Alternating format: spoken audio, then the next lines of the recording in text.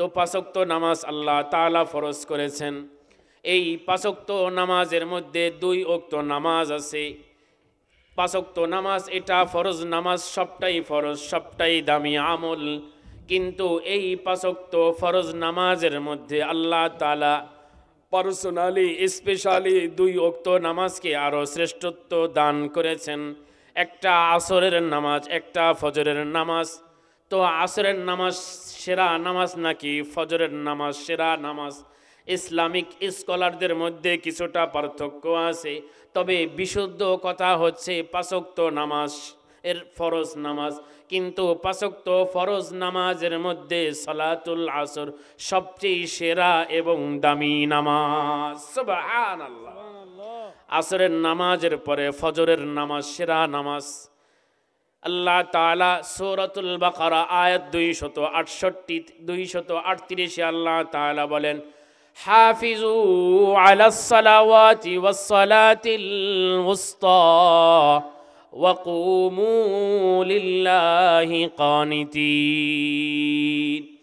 তোমরা নামাজ সমূহের প্রতি যত্নবান হও, বিশেষভাবে মধ্যবর্তী নামাজের প্রতি তোমরা যত্নবান হও। মুফাসসিরিন ইকরাম বলেন এখানে ওয়াসসালাতুল উসতা মধ্যবর্তী নামাজ দ্বারা উদ্দেশ্য হচ্ছে সালাতুল আসর। আল্লাহ তাআলার কাছে আসরের নামাজই মধ্যবর্তী নামাজ। সুবহানাল্লাহ। ফজরের নামাজও সেরা নামাজ, মনে রাখবেন ফজরের নামাজ সেরা নামাজ, এর চেয়ে আরও বেশি সেরা নামাজ আসরের নামাজ। কেন? কারণ কি? সবচেয়ে বড় কারণ হচ্ছে বাবাজিরা যারা এসেছেন মনে রাখবেন, ফজরের টাইমটা এত আল্লাহ তাআলার কাছে গুরুত্বপূর্ণ। যত নবী রসুল আল্লাহ তাআলা দুনিয়াতে পাঠিয়েছেন, সমস্ত নবী রসুলদেরকে নবুয়তের মালা, নবুয়তের সম্মান দান করেছেন এই ফজরের সময়ের মধ্যে। সুবহানাল্লাহ। আল্লাহর রসুল নবুয়ত লাভ করেছেন 21শে রমজান ফজরের সময়। সুবহানাল্লাহ। সমস্ত নবী হয়েছেন, নবুয়ত পেয়েছেন এই ফজরের সময়। এই জন্য মুজাদ্দিদে আল-ফিসানি রহমতুল্লাহি আলাইহির আলোচনা সকলেই জানেন, শোনেন। মুজাদ্দিদে আল-ফিসানি রহমতুল্লাহি আলাইহি উনি ওনার পাড়া প্রতিবেশী সমস্ত মহিলাদের ব্যাপারে সমস্ত ঘরে এই নিয়ম রুলস তিনি জারি করেছিলেন, ফজরের সময় কোনো নারী, কোনো পুরুষ, এমনকি কোনো দুধের বাচ্চাও ঘুমে থাকবে না। তোমরা তোমাদের দুধের বাচ্চাও কেউ ফজরের নামাজের সময় তোমরা জাগিয়ে তুলবা। সুবহানাল্লাহ। যাতে সে ফজরের বরকত সে পায়। তো পশ্চিমারা উল্টা করেছে, যাতে আমি আপনি ফজরে উঠতে না পারি, এই জন্য বিভিন্ন প্রোগ্রাম আমার আপনার সম্মুখে এনেছে। রাত 12টায়, 1টায়, 2টায় ঘুমাই, সকাল 10টায় উঠি, ফজর শেষ। এই জন্যই আল্লাহ তাআলা সূরাতুল ইসরা 78 নম্বরে আয়াতে বলেন, আকিমিস সালাতা লিদুলুকিশ শামসি ইলা গাসাকিল লাইলি ওয়া কুরআনাল ফাজর ইন্না কুরআনাল ফাজরি কানা মাশহুদা। আল্লাহ তাআলা বলেন দিনের শুরুতে, দিনের শেষে, মধ্যভাগে, সূর্য ওঠার আগে, সূর্য ওঠার পরে, মাঝখানের নামাজ তোমরা পড়ো এবং বিশেষভাবে ফজরের নামাজ তোমরা পড়ো। কেন পড়বা? নিশ্চয়ই ফজরের নামাজের তেলাওয়াত ফেরেশতারা উপস্থিত থেকে তারা শ্রবণ করে। সুবহানাল্লাহ। ফেরেশতারা উপস্থিত থেকে ফজরের তেলাওয়াত শোনে। এই জন্য 5 নামাজের মধ্যে ফজরের নামাজের তেলাওয়াত দীর্ঘায়িত করা হয়। এই জন্যই আল্লাহ তাআলা এখানে সালাতাল ফজরি বলেন নাই, কুরআনাল ফজর বলছেন। ফজরের কোরআন, ফজরের তেলাওয়াত। এই জন্য আবু হুরায়রা রাদিয়াল্লাহু আনহু বলেন, বিশ্ব নবী মুহাম্মদুর রাসূলুল্লাহ সাল্লাল্লাহু আলাইহি ওয়াসাল্লাম ইরশাদ করেন, বুখারী মুসলিম যৌথ riwayat, আল মালাইকাতু ইয়াতাআকাবুনা ফীকুম মালাইকাতুন বিল-লাইল ওয়া মালাইকাতুন বিন-নাহার। তোমার আমার সুরক্ষার জন্য আল্লাহ তাআলা 2 শিফটিতে ফেরেশতাদেরকে ভাগ করেছেন। একদল ফেরেশতারা রাত্রে তোমাকে আমাকে পাহারা দেয়, একদল ফেরেশতারা দিনে পাহারা দেয়।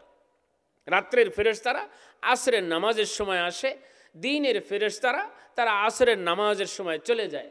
রাত্রের ফেরেশতারা আসরের সময় এসে ডিউটি বুঝে নিয়ে ফজরের নামাজে উপস্থিত থেকে চলে যায়। দিনের ফেরেশতারা আবার ফজরের নামাজে এসে উপস্থিত হয়ে তাদের থেকে ডিউটি বুঝে নিয়ে আসরের নামাজে শরিক হয়ে চলে যায়। আল্লাহ তাআলা তাদের কাছে জিজ্ঞাসা করেন, তোমরা আমার বান্দা বান্দিকে কেমন অবস্থায় দেখেছ? ফেরেশতারা বলে, আতাইনাহুম ইউসাল্লুন তারাকনাহুম ইউসাল্লুন। ওগো রব্বে কারীম, আমরা জমিনে যেই সময় গেছিলাম, জমিন থেকে যেই সময় এসেছি, আপনার বান্দাদেরকে আমরা নামাজি অবস্থায় দেখেছি। সুবহানাল্লাহ।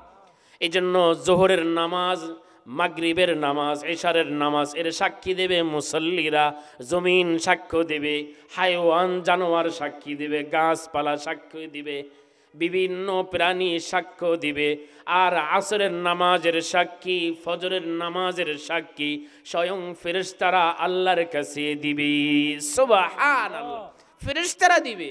এই জন্য আসর পড়ছি তো ফেরেশতাদের সাক্ষী আমার আপনার কাছে আছে, ফজর আমি পড়ছি তো আমার আপনার কাছে ফেরেশতাদের মতন এত দামি সাক্ষী আছে। বলেন, মানুষের সাক্ষীর দাম বেশি নাকি ফেরেশতাদের দাম বেশি?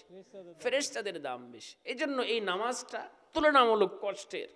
ফজরে ঘুমের চাপ থাকে, আসরে বহু কিছুর চাপ থাকে, চাকরির চাপ, অফিসের চাপ, খেলার চাপ, যত তাড়াহুড়া সব আসরের সময়।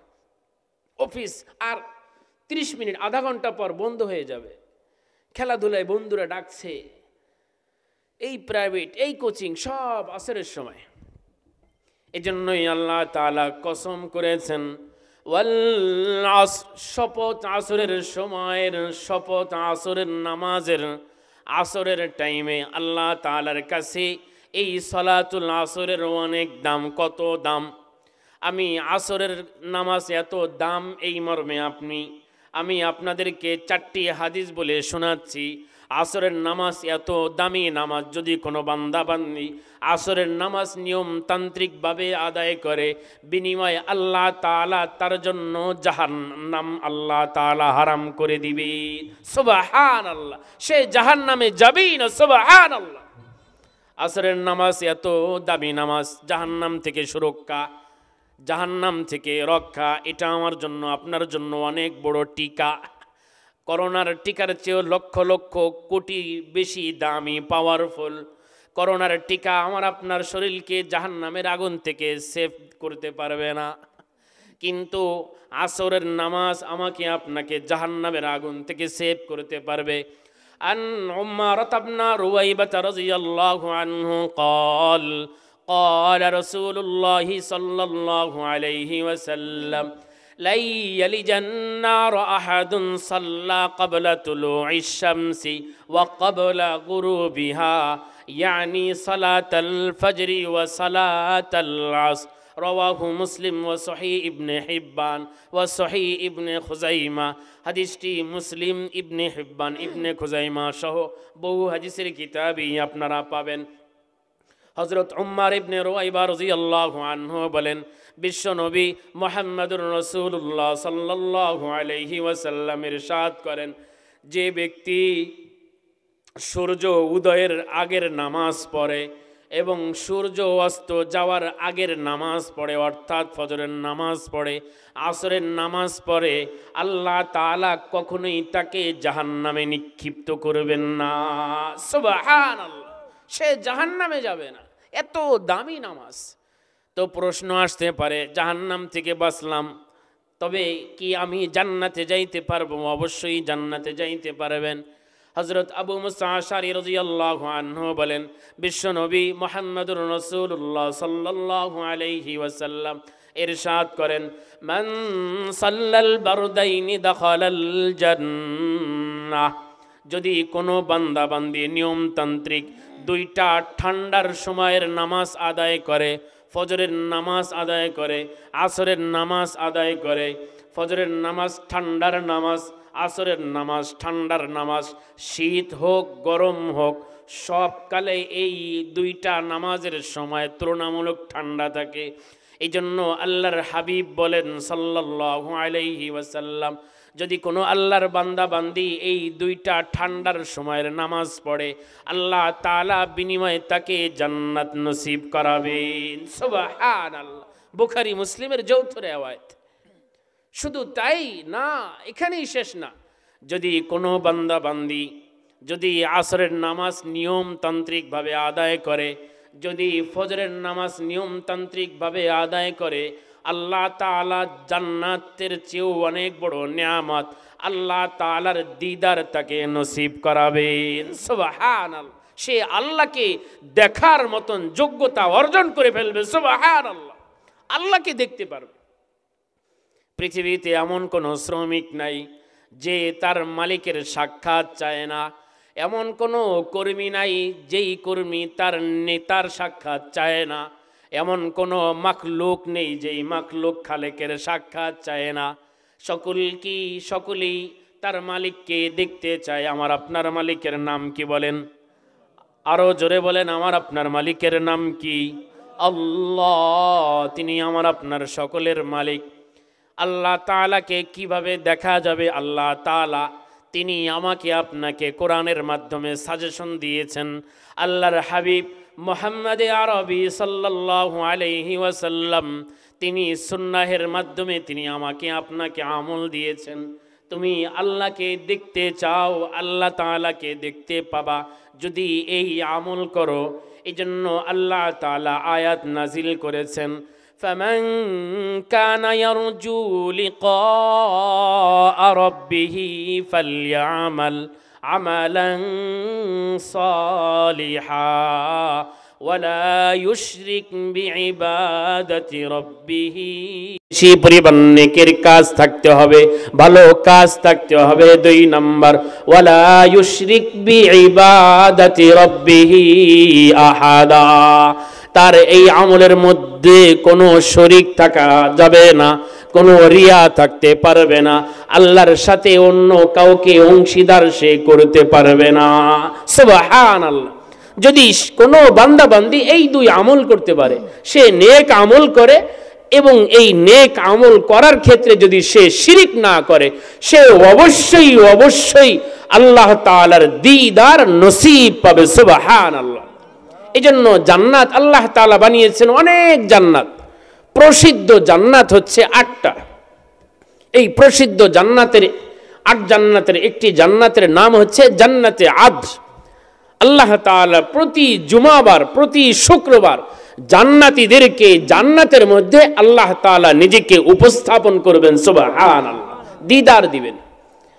এই জন্য একজন হিন্দু মশাই তিনি বিভিন্ন মন্দিরে গিয়ে গুরুদের কাছে জিজ্ঞাসা করেন, আমি আমার স্রষ্টাকে দেখতে চাই, আমি আমার স্রষ্টাকে দেখব। এক মন্দিরে গেছি, ঠাকুর রাগ হয়ে গেছে, গালি দিছে, তুমি খোদাকে দেখতে চাও, খোদাকে দেখা কি সম্ভব? দাও। তো বেচারা দিল ভেঙে গেছে। আর এক মন্দিরে চলে গেছে, আমি আমার স্রষ্টাকে দেখতে চাই, আমার খোদাকে আমি দেখতে চাই, আমার রবকে আমি তাকে দেখব। তো আর এক মন্দিরে গেছে, সেও এরকম তাড়িয়ে দিয়ে চলে গেছে। এক মন্দির থেকে আর এক মন্দির, এক মন্দির থেকে আর এক মন্দির, এক গির্জা থেকে আর এক গির্জা, এক পোপ থেকে আর এক পোপ, এইরকম এক জায়গা থেকে আর এক জায়গা তিনি চলে যাচ্ছেন, কিন্তু তিনি তার পথকে হারান নাই, হাল ছাড়েন নাই। আমি আমার রবকে দেখবই দেখব। তো যাইতে যাইতে কলকাতার ইংরেজদের যিনি কালেক্টর ছিলেন, মুজাদ্দিদ মিল্লাত মাওলানা শাহ আশরাফ আলী থানভী রহমতুল্লাহি আলাইহি, একজন আজাল্লে খলিফা ছিলেন খাজা আজিজুল হাসান মাজজুব রহমতুল্লাহি আলাইহি। আলেম ছিলেন না, জেনারেল শিক্ষিত, ব্রিটিশদের কালেক্টর ছিলেন পুরা ওয়াল কলিকাতার। তো ওনার কাছে আসছেন, বলছেন, বাবা আমার একটা প্রশ্ন, আপনাকে দেখে মনে যায় আপনি অনেক বড় ব্যক্তি, অনেক কিছু জানেন। তো বলছে, হ্যাঁ বাবা আপনি বলতে পারেন। তিনি প্রশ্ন করছে, বাবা আমি তো আমার স্রষ্টাকে দেখতে চাই, আমি আমার স্রষ্টাকে কিভাবে দেখতে পাবো? তো জেনারেল শিক্ষিত, তো তিনি বলছেন, বাবা আপনি তো অনেক বড় প্রশ্ন করে বলছেন, এই প্রশ্নের উত্তর আমার কাছে নাই, তবে আমার সাথে এমন একজন ব্যক্তির সম্পর্ক আছে, আপনার এই প্রশ্নের সমাধান তিনি দিতে পারবেন। তো বলছে আমি তার কাছে যাব। বলছে চলেন। তিনি পুরা কলকাতা হয়ে থানা ভবনে গেছেন। ওই দিন থানবী রহমতুল্লাহ আলাইহি থানা ভবনে নাই, কোথাও তিনি সফরে গেছেন। তো খাদেমরা বলছে আপনি অনেক দূর থেকে আসছেন হিন্দু মশাই, আপনি মেহমান, আমরা আপনাদেরকে মেহমানদারি করি, আপনি গোসল করেন, আপনি আরাম করেন। খানা খাওয়ানো হয়েছে, গোসল হয়ে গেছে। হিন্দু মশাইকে সুন্দর মেহমান খানায় ঘুম পড়াই দিছে, তিনি ঘুমাচ্ছেন। আগের যুগে তো ফ্যান ছিল না, বিশাল বড় বড় পাখা ছিল। বিভিন্ন খাদেমরা, শিক্ষিত মানুষ, পাখার বাতাস দিচ্ছেন, আরাম, শরীর ক্লান্ত, শরীরে ঘুম এসে গেছে, বিশাল বড় একটা ঘুম দিয়েছেন। থানবী রহমতুল্লাহ আলাই তিনি খানকায় চলে আসছেন। থানবী রহমতুল্লাহ আলাই হিন্দু মশাইয়ের পা টিপে দিচ্ছেন, যে মেহমান মানুষ ওনার ইকরাম করা। হিন্দু মশাইয়ের পা টিপছেন। এক পর্যায়ে হিন্দু মশাইয়ের ঘুম ভেঙে গেছে, তিনি চমকে গেছেন। নুরানি চেহারা, এত সুন্দর দাড়ি। তিনি বলছেন আপনি কি? বলছে বাবা তুমি আমাদের কাছে আসছো, তোমাকে খেদমত করা এটা আমাদের বিধান। এই জন্য আল্লাহর রাসূল সাল্লাল্লাহু আলাইহি ওয়াসাল্লাম বলেন মান কানা ইউমিনু বিল্লাহি ওয়াল ইয়াউমিল আখির ফালইউকরিম যায়ফাহু। যে ব্যক্তি আল্লাহকে মানে, কিয়ামতকে মানে, জান্নাত মানে, জাহান্নাম মানে, সে যেন অবশ্যই তার মেহমানকে সম্মান করে। সুবহানাল্লাহ। আগের যুগে, আগের সময় এটা ছিল। এখন আমাদের গ্রাম থেকেও মেহমানদারি উঠে যাচ্ছে। মেহমান আসলে কেমন যেন একটা ভাব দেখা যায়, শরীর ভাব, ভার, কথা বলতে চায় না। যেই খানাটা 3 দিন পর দেওয়ার কথা, ওটা আসার সাথে সাথে দিয়ে দেয় যে আপনার রাস্তা ক্লিয়ার, যেতে পারেন। মেহমানদারি এটা অনেক বড় সুন্নাত, আরব বিশ্বে আছে, এখনো আছে। যারা হজে যান, ওমরায় যান, দেখতে পেয়েছেন কত কিছু যে দেয়, হিসাব ছাড়া দিল থেকে দেয়।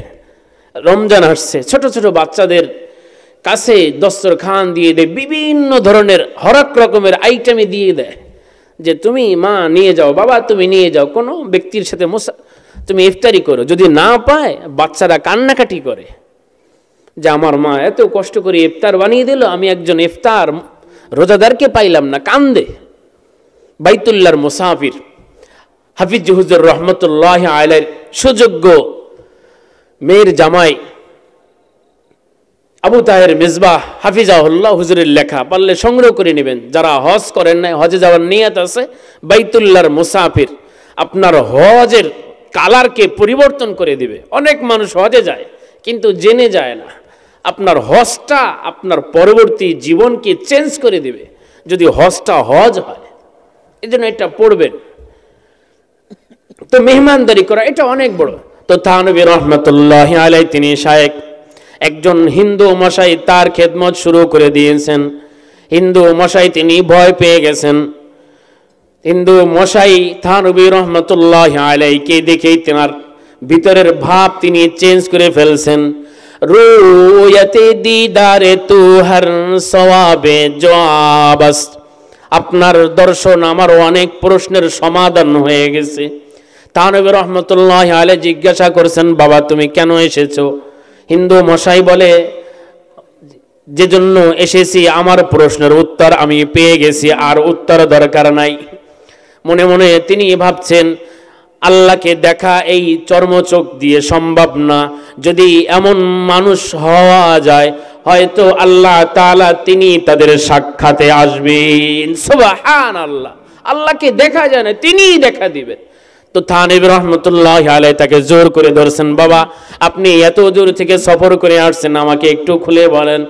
এবারে হিন্দু মশাই তিনি শুরু করেছেন যে গুরুজি আমি সেই সুদূর কলকাতা থেকে থানা ভবনে আসছিলাম, আজ থেকে 80 বছরের আগের কথা, কত কষ্ট করে আসছে, কোথায় কলকাতা, কোথায় থানা ভবন। আমি আমার রবকে দেখতে চাই, আমি আমার মাবুদকে দেখতে চাই। থানবী রহমতুল্লাহ আলাইহি বলেন এটা তো সহজ বিষয়। বলছে হুজুর এত সহজ বিষয়, আমি কত না গির্জায় গেছি, কত মন্দিরে গেছি, কেউ আমাকে উত্তর দিতে পারে নাই। আমাকে কত মানুষ গালমন্দ করেছে, আমাকে কত মানুষ ধাক্কা দিয়েছে, আমাকে পাগল বলেছে, বলছে তুমি তোমার রবকে দেখবা। বলছে হ্যাঁ হুজুর, আমি আমার রবকে দেখতে চাই। তা নবী রহমতুল্লাহি আলাইহি সূরাতুল কাহাফের এই সর্বশেষ আয়াতটাকে পাঠ করে শোনালেন। ফামান কানা ইয়ারজু লিকা রাব্বিহি ফালইআমাল আমালান সালিহা ওয়ালা ইউশরিক বিইবাদাতি রাব্বিহি আহাদা।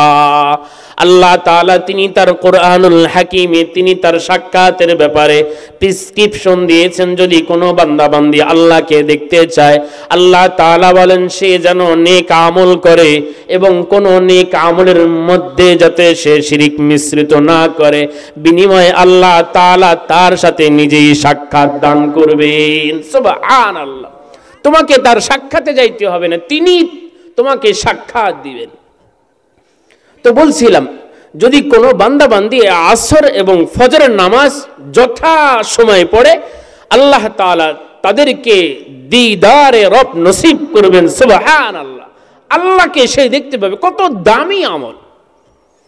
এই জন্য আসর পড়লে জান্নাতে যাওয়া যাবে, জাহান্নাম থেকে বাঁচা যাবে। মাগরিব এশা পড়লে জান্নাতে যাওয়া যাবে, জাহান্নাম থেকে সেফ থাকা যাবে। কিন্তু ফজরের নামাজ, আসরের নামাজ এত দামি নামাজ, যদি এই দুই নামাজ আমি আপনি যথা নিয়মে যদি পড়তে পারি, সঠিক সময়ে যদি আমি পড়তে পারি, শুধু আল্লাহ তাআলা আমাকে জাহান্নাম থেকে বাঁচাবেন এমন নয়, শুধু জান্নাত দিবেন এমন না, বরং সরাসরি আল্লাহ তাআলা তিনি তাকে আমাকে দেখা দিবেন। সুবহানাল্লাহ। আন জাবির ইবনে আব্দুল্লাহ রাদিয়াল্লাহু আনহু قال كنا جلوسا عند رسول الله صلى الله عليه وسلم। জাবির ইবনে আব্দুল্লাহ রাদিয়াল্লাহু আনহু বলেন, আমরা আল্লাহর রাসূলের কাছে বসা ছিলাম। রাতটি ছিল পূর্ণিমার রজনী, 14 তারিখের রাত ছিল, যেই রাত চাঁদ সবচেয়ে বেশি স্পষ্টভাবে দেখা যায়, চাঁদ ঝলমল করে, কোনো চাঁদ দেখতে কষ্ট হয় না। আল্লাহর রাসূল তিনি চাঁদের দিকে তাকালেন, আমরাও সকলে চাঁদের দিকে তাকালাম। আল্লাহর রাসূল তিনি আমাদেরকে লক্ষ্য করে বললেন, আমা ইন্নাকুম সাতারাউনা রাব্বাকুম কামা তারাউনা হাযাল কমার। হে আমার উম্মতিরা, তোমরা কান খুলে শুনে রাখো, আজকে যেইভাবে তোমরা চাঁদকে উপভোগ করছো, চাঁদ দেখতে পাচ্ছ, একদিন এমন সময় আসবে তোমরা এইভাবে সকলেই তার রবকে তোমরা দেখতে পাবা। সুবহানাল্লাহ। লা তুযাম্মুনা ফি রুয়াতিহি। চাঁদ দেখার ক্ষেত্রে যেইভাবে কষ্ট হয় না, ভিড় হয় না, ভিড় হয়। চাঁদ দেখার জন্য কি ভিড় হয়? আল্লাহ তাআলা এটাকে এমন স্পেশাল করেছেন, সকলেই দেখতে পারে, যে শিক্ষিত, যে অশিক্ষিত, যে নারী, যে পুরুষ, যে শহরে থাকে, যে গ্রামে থাকে, যে বাংলাদেশে থাকে, যে কানাডা থাকে, সকলেই সমান দেখতে পারে, সকলের জন্য সমান। দেখার জন্য কোনো ভিড় লাগে না। অনেক নামি দামি ব্যক্তি আছে না, আসলে দেখা যায় না, ভিড় পড়ে, কষ্ট হয়, ধাক্কা লাগে, জুতা হারিয়ে যায়, মোবাইল হারিয়ে যায়। আল্লাহর রাসূল কত সুন্দর উপমা দিয়েছেন, যেইভাবে চাঁদ দেখতে কষ্ট হয় না, সকলেই নিজ নিজ অবস্থান থেকে, নিজ নিজ ঘরে, নিজ নিজ এলাকায়, নিজ নিজ দেশে বসে চাঁদকে যেইভাবে উপভোগ করতে পারে, অনুরূপভাবে প্রতিটি মানুষ, প্রতিটি বান্দা বান্দি আল্লাহ তাআলাকে এইভাবে কষ্ট ছাড়া দেখতে পাবে। সুবহানাল্লাহ। আল্লাহর রাসূল আমল দিয়েছেন, কি আমল? কামা তারাউনা হাযাল কমার ফি লাইলাতুল বদর ফাইন ইসতাতাতুম আন লা তুগলাবু আলা সালাতিন ক্বাবলা তুলুইশ শামসি ওয়া ক্বাবলা গুরুবিহা ফাফআলু। আল্লাহর রাসূল বলেন, যদি তোমরা পারো, যদি তোমাদের সাধ্য কুলায়, দুইটা নামাজের ক্ষেত্রে যাতে তোমাদের উপর শয়তান বিজয়ী না হয়, যাতে তোমরা শয়তানের উপর বিজয়ী হইতে পারো, শয়তান যাতে দুই নামাজে তোমাদের উপর বিজয়ী না হয়, সূর্য উদয়ের আগের নামাজ, সূর্য অস্ত যাওয়ার আগের নামাজ, ফজরের নামাজ, আসরের নামাজ, যদি তোমরা পারো এই দুই নামাজের প্রতি বেশি যত্নবান হতে, তাহলে আমি রসুলের পরামর্শ থাকলো তোমাদের প্রতি এই নামাজ দ্বয়ের প্রতি স্বপ্নে বেশি তোমরা সকলেই বেশি যত্নবান থাকবা। সুবহানাল্লাহ। বিনিময়ে আল্লাহ তাআলা তোমাদেরকে সাক্ষাৎ দিবেন। শুধু তাই, অন্য অন্য নামাজ পড়লে এক ধরনের সওয়াব পাওয়া যাবে। যদি কোনো মানুষ এই আসরের নামাজ আদায় করে, আল্লাহ তাআলা পূর্ববর্তী উম্মতদের সওয়াবও তাকে দান করবেন। সুবহানাল্লাহ। কেন? আল্লাহর রাসূল সাল্লাল্লাহু আলাইহি ওয়াসাল্লাম বিস্তৃতভাবে বলেছেন, যেইভাবে আসরের নামাজ এই উম্মতের সম্মুখে পেশ করা হয়েছে, ইতিপূর্বে বহু নবীর উম্মতের সম্মুখে এই সালাতুল আসর পেশ করা হলো। হযরত আবী বসরাত আল গিফারি রাদিয়াল্লাহু আনহু বলেন, আল্লাহর রাসূল একদা আমাদেরকে মুখাম্মাস নামক স্থানে তিনি আমাদেরকে আসরের নামাজের ইমামতি করলেন। আমরা মুক্তাদি হয়ে তার পিছনে আমরা আসরের নামাজ পড়লাম। আল্লাহর রাসূল আমাদেরকে বলে শোনালেন, ইন্না হাযিহিস সালাত উরিজাত আলা মান কানা ক্বাবলাকুম, এই আসরের নামাজ তোমাদের পূর্ববর্তী উম্মতের উপর পেশ করা হয়েছিল। ফাযাইয়াউহা, তারা এই ব্যাপারে দুর্বলতার পরিচয় দিয়েছে। ফামান কানা হাফাজা আলাইহা কানা লাহু আজরুহু মাররাতাইন, যদি কোনো বান্দা বান্দি এই আসরের নামাজের প্রতি যত্নবান হয়, আল্লাহ তাআলা তার আমল নামায় ডাবল নেকি দান করবেন। সুবহানাল্লাহ। এই উম্মত হিসেবে সেটাও দিবেন, পূর্ববর্তী উম্মত তারা না পড়ার কারণে যেটা জমা আছে সেটাও সে পেয়ে যাবে। সুবহানাল্লাহ। এই জন্যই আল্লাহ তাআলা এখানে আসরের শপথ করেছেন, ওয়াল আসর, শপথ আসরের নামাজের। এই জন্য আমি আপনাদেরকে বলছিলাম আল্লাহ তাআলা আসরের শপথ করেছেন। আসরের এক নাম্বার ব্যাখ্যা হচ্ছে সালাতুল আসর, ওয়াক্তুল আসর, আসরের নামাজের শপথ, আসরের টাইমের শপথ। দুই নম্বর আসরের ব্যাখ্যা হচ্ছে আদ-দাহার, আল হায়াত। মুফাসসিরিন ইকরাম বলেন, এখানে যুগ না ধরে পুরা মানুষের হায়াত ধরাটাই সবচেয়ে উত্তম হবে। আল্লাহ তাআলা এখানে আসর দ্বারা পুরা মানুষের হায়াতের শপথ করেছেন যে বান্দা, আমি তোমাকে যে মূলধন হায়াত দিয়েছি, তুমি যদি এই হায়াতকে যথা নিয়মে ব্যয় না করো, তুমি দুনিয়া আখিরাতে কোনোদিন সফল হতে পারবে না। এই জন্য আমি আপনি সকলেই জানি, যারা অলস পৃথিবীর জীবনে কোনোদিন তারা সফলতায় পৌঁছতে পারে নাই, পেরেছে।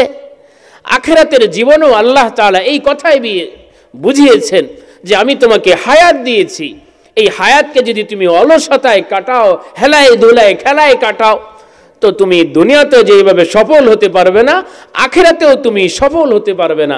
যদি সফল হতে পারো, সফল হতে চাও, তো আমার দেওয়া হায়াতকে তুমি মূল্যবান মনে করো, সেটাকে আমার মতন তুমি খরচ করো। সুবহানাল্লাহ। যদি আসরের নামাজ কেউ ছেড়ে দেয়, আল্লাহর রাসূল বলেছেন তার জিন্দেগীর আমলকে আল্লাহ তাআলা নিষ্ফল করে দেবেন। এত কঠিন হুমকি। হযরত বুরাইদা ইবনে হাসিব আল আসলামী তিনি বলেন, আল্লাহর রাসূল বলেছেন, মান তারাকা সালাতাল আসরি ফাকাদ হাবিতা আমালু, যদি কোনো বান্দা বান্দি আসরের নামাজকে না পড়ে ছেড়ে দেয়, আল্লাহ তাআলা তার সমস্ত আমলকে নিষ্ফল করে দিবেন। নাউযুবিল্লাহি তাআলা মিন যালিক। বুখারী, বাইহাকী, মুসনাদে আহমদ, নাসাই সহ বহু হাদিসের কিতাবে এসেছে। অপর হাদিসে আল্লাহর রাসূল আরো কঠিন কথা বলেছেন। আব্দুল্লাহ ইবনে ওমর থেকে রিওয়ায়াত আছে, আল্লাযী তাফুতুহু সালাতুল আসর কাআন্নামা উতিরা আহলুহু ওয়া মালু, যে ব্যক্তি আসর ছেড়ে দিল, আসর যার থেকে মাইনাস হয়ে গেল, আসর যার থেকে হাত ছাড়া হয়ে গেল, আল্লাহর রাসূল বলেন কেমন জানো, তার পরিবার পরিজন সম্পদ সব কিছু তার হাত ছাড়া হয়ে গেল, সব কিছু শেষ হয়ে গেল। এই জন্য আমার আপনার হায়াতকে কদর করা চাই, এটাকে মূল্যায়ন করা চাই। আল্লাহর রাসূল এই জন্য আমাকে আপনাকে ভবিষ্যৎবাণী করেছেন যে আল্লাহর দেওয়া দুইটা নেয়ামত এমন আছে যেই দুই নেয়ামতের ব্যাপারে আলেম জাহেল ইমাম মুসাল্লি পীর মুরিদ রাজা প্রজা শিক্ষিত অশিক্ষিত ধনী গরিব শহর বন্দরের সমস্ত মানুষ প্রতারিত হয় ধোঁকা খায়। আর আব্দুল্লাহ ইবনে আব্বাস রাদিয়াল্লাহু আনহুমা قال قال رسول الله صلى الله عليه وسلم نعمتان مغبون فيهما كثير من الناس الصحة والفراغ। হাদিসটি বুখারীতে এসেছে। হযরত আব্দুল্লাহ ইবনে আব্বাস রাদিয়াল্লাহু আনহুমা বলেন, আল্লাহর রাসূল সাল্লাল্লাহু আলাইহি ওয়াসাল্লাম ইরশাদ করেন, আল্লাহ তাআলার সমস্ত নিয়ামতের মাধ্যমে দুইটা নিয়ামত এমন আছে যেই দুই নিয়ামতের ব্যাপারে অধিকাংশ মানুষ বিপদগামী, ধোঁকা খায়, প্রতারিত হয়। এই দুইটা নিয়ামতের এক নিয়ামতের নাম হচ্ছে সুস্থতার নিয়ামত, দুই নাম্বার নিয়ামতের নাম হইছে অবসরের নিয়ামত। সুস্থ অবসর, আজকে আমি আপনি সুস্থ আছি, আজকে আমি আপনি অবসর আছি, এক সময় অসুস্থ হয়ে যাব, এক সময় ব্যস্ততার জীবন চলে আসবে। আমার আপনার মন চাবে লম্বা সেজদা দিতে, কিন্তু আমি আপনি পারবো না। আমার আপনার মন চাবে বিশাল সময় নিয়ে কোরআন তেলাওয়াত করা, কিন্তু ব্যস্ততা, অফিসের চাপ, পরিবারের চাপ, বিভিন্ন সামাজিক চাপ আমাকে আপনাকে ঘিরে বসবে। আজকে আমার আপনার মাজা সোজা, পা সোজা আছে, রক্তের স্পিরিট ঠিক আছে, এক সময় ব্লাডের পাওয়ার স্লো হয়ে যাবে, আমার আপনার গিরা গুড়া ঢিলা ঢালা হয়ে যাবে, কোমরটা বাঁকা হয়ে যাবে, ঠিক মতন সুন্নাহ মতন রুকু দিতে পারবো না, সেজদা দিতে পারবো না, দিতে গেলেই আহ করে চিৎকার দেব। ও বাবাজিরা, মসজিদগুলোকে দেখবেন চেয়ার দিয়ে ভরপুর, কারা চেয়ারে বসে এক সময় যারা সমাজকে কাঁপিয়েছে, আজকে তারা মসজিদে চেয়ারে বসে নামাজ পড়ে। তারাই টান করার সময় আহ করে, যে ব্যথা। এদের পাওয়ার এক সময় সমাজ কেঁপেছে, পরিবার কাঁপছে, তাদের দাপটে আজকে ব্যথায় সে নিজেই কাঁপে। এজন্য সুস্থতা অনেক বড় নিয়ামত, অবসর অনেক বড় নিয়ামত। এই সুস্থতার নিয়ামতকে কাজে লাগানো, অবসরের নিয়ামতকে কাজে লাগানো। এই জন্য অপর হাদিসে আল্লাহর রাসূল বলেন, ইগতানিম খামসান ক্বাবলা খামসিন, পাঁচ পরিস্থিতির আগে তুমি পাঁচ জিনিসকে মূল্যায়ন করো। হায়াতাকা ক্বাবলা মাউতিক, তোমার মৃত্যু আসার আগে হায়াতকে তুমি কাজে লাগাও, অসুস্থতা আসার আগে সুস্থতাকে তুমি কাজে লাগাও, ব্যস্ততা আসার আগে তুমি তোমার অবসরকে কাজে লাগাও, বুড়া হয়ে যাওয়ার আগে তুমি তোমার যৌবনকে কাজে লাগাও। আজকে তুমি অসহায় না সহায়, তোমার ধন আছে, একসময় সব থাকবে, কিন্তু তোমার কথায় কোনো পাওয়ারই থাকবে না। এর জন্য আজকে তুমি দিলে দিতে পারো, দিল খুলে উদার করে দিতে পারো, কিন্তু এক সময় তুমি পারবে না। বললেও তোমার কথা ছেলে মেয়ে নেবে না, না ওনার কথা উনি কি বললে কি হবে। ছেলে মেয়ে বলে না, বাবা বয়োজ্যেষ্ঠ কত কিছুই না বলে, ওনার কথা শুনেন না, আমার ছেলে আসুক, বড় ছেলে আসুক, বড় মেয়ে আসুক, সে যেটা বলে সেটা। এই জন্য সুস্থতাকে মূল্যায়ন করা, অবসরকে মূল্যায়ন করা, এটা আল্লাহ তাআলার দেওয়া অনেক বড় নিয়ামত। এই জন্য আমার আপনার হায়াতকে কাজে লাগানো, হায়াতকে কাজে লাগানো। এই জন্য আব্দুল্লাহ ইবনে মাসউদ রাদিয়াল্লাহু আনহুমা বলেন, আল্লাহর রাসূল সাল্লাল্লাহু আলাইহি ওয়াসাল্লাম ইরশাদ করেন, হাসরের ময়দানে পাঁচটা প্রশ্নের উত্তর দেওয়ার আগে কাউকে সামনে পা ফেলতে দেওয়া হবে না। আগে পাঁচ প্রশ্নের উত্তর দিবে, এরপর সামনে পা বাড়াবে। লা তাজুলু কদামা ইবনু আদম ইয়াউমাল কিয়ামাতি আন খামসিন আন উমরিহি ফিমা আফনা। ও বান্দা বান্দি, আমার হায়াতকে তুমি কোন কাজে শেষ করেছো? আমি হায়াত দিয়েছি, তুমি এই আমার দেওয়া হায়াতকে কোন কাজে লাগিয়েছো? মসজিদের নির্মাণের কাজে লেগেছো, সমাজকে বিনির্মাণের কাজে লেগিয়েছো, পরিবারের উন্নয়নের জন্য তুমি লাগিয়েছো, নাকি কোন কাজে লাগিয়েছো? বাদশাহ হারুন আর রশিদ রহমতুল্লাহি আলাইহি অনেক দামি আব্বাসি খলিফা একজন ছিলেন, 193তে ইন্তিকাল। অনেক বুজুর্গ দাপটশালী বাদশাহ ছিলেন। তো বাদশাহ হারুন আর রশিদ রহমতুল্লাহি আলাইহি রাষ্ট্রীয়ভাবে ঘোষণা দিলেন, হে আমার প্রজারা, আমি একটি মসজিদ নির্মাণ করব। খুশির সংবাদ হচ্ছে এই মসজিদের অর্থায়নে আমি নিজেই অর্থ বিনিয়োগ করব, কারো অর্থ আমি এই মসজিদের নির্মাণে নিব না। সুবহানাল্লাহ, অনেক বড় সংবাদ না, যে বিশাল বড় মসজিদ হবে, সরকারিভাবে আমরা ফ্রি নামাজ পড়বো, কোনো টাকা যাবে না, যেইভাবে আমাদের সরকারের দেশীয়ভাবে মডেল মসজিদ নির্মিত হয়েছে। সুবহানাল্লাহ, অনেক ভালো, জনগণের টাকা লাগে নাই, ইমাম ফ্রি, মুয়াজ্জিন ফ্রি, সব ফ্রি। তো বাদশাহ হারুন আর রশিদ মসজিদ নির্মাণ করিয়েছেন, মসজিদ উদ্বোধন হয়েছে, নামাজ চালু হয়েছে। একদিন তিনি ঘুমে আছেন, স্বপ্ন দেখছেন। তারা বাদশাহ, আমরা প্রজা, তারা যে স্বপ্ন দেখেছে আজকে আমি আপনি সেই স্বপ্ন দেখি না। বাদশাহ হারুন আর রশিদ রহমতুল্লাহি আলাইহি স্বপ্ন দেখছেন। তিনি স্বপ্নে দেখছেন বিশাল বড় একটা সুন্দর অট্টালিকা। একজন ওনাকে বললে যে এটা জান্নাত, আপনি প্রবেশ করেন। তো তিনি স্বপ্নে তিনি জান্নাত প্রবেশ করলেন, জান্নাত তিনি দর্শন করছেন, দেখছেন, ঘুরে ঘুরে দেখছেন। তিনি জিজ্ঞাসা করলেন, এই জান্নাত কার? তাকে উত্তর দেওয়া হলো, এটা বাদশাহ সুলতান হারুন আর রশিদ, তার জন্য আল্লাহ তাআলা নির্মাণ করেছেন। তিনি বললেন, তার জন্য আল্লাহ তাআলা কেন জান্নাতে ঘর নির্মাণ করলেন? স্বপ্নে তাকে বলা হচ্ছে সে দুনিয়ার জমিনে আল্লাহর একটা ঘর নির্মাণ করছে, আল্লাহ তাআলা তার প্রতি খুশি হয়ে আল্লাহর জান্নাতে তার জন্য আর চেয়েও দামি একটা ঘর নির্মাণ করেছে। সুবহানাল্লাহ। তিনি ঘুরে ঘুরে স্বপ্নে দেখছেন, সুন্দর লাগছে, খুব দৃষ্টিনন্দন একটা ঘর। তিনি ঘর পরিদর্শন করে বের হয়েছেন, দেখেন পাশেই আরো একটা ঘর।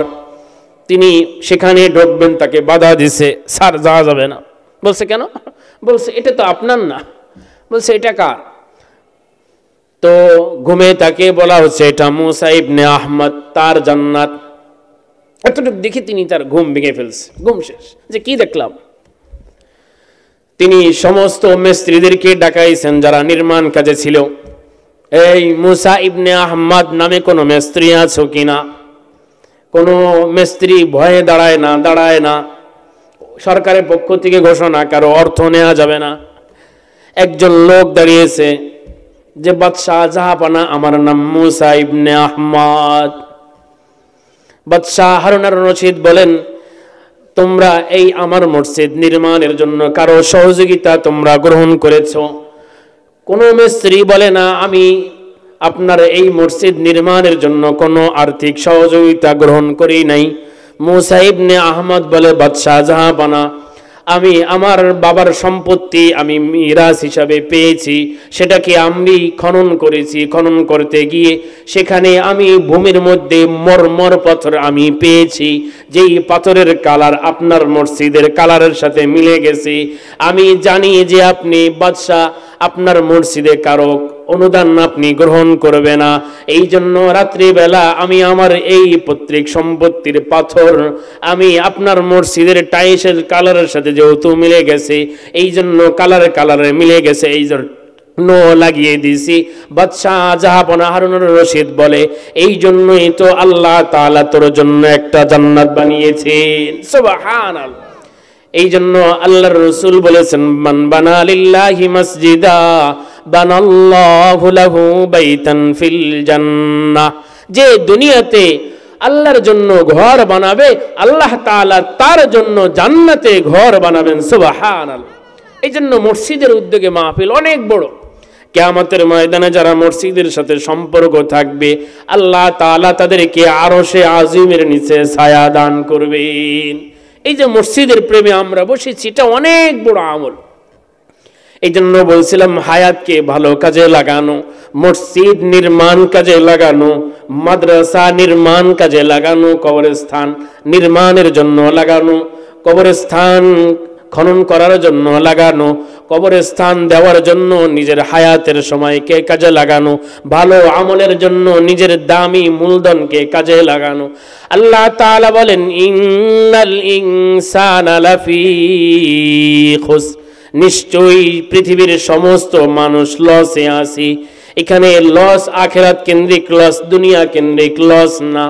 ফামান সাকুলাত মাওয়াজিনুহু ফাউলাইকা হুমুল মুফলিহুন, যাদের আমলনামা নেক আমলনামা ভারী হয়ে যাবে তারা আখিরাতে সফল, যাদের বদ আমল ভারী হয়ে যাবে, নেকির পাল্লা হালকা হয়ে যাবে, আখিরাতের দৃষ্টিতে তারা আল্লাহর কাছে লসে আছে। এখানে যে লাভ লস বলা হয়েছে এটা আখিরাত কেন্দ্রিক, দুনিয়া কেন্দ্রিক না। এজন্যই আল্লাহ তাআলা এই আয়াতে বলেন ইন্নাল ইনসানা লাফি খুসর, পৃথিবীর সমস্ত মানুষ তার মূলধনের দৃষ্টিতে, হায়াতের দৃষ্টিতে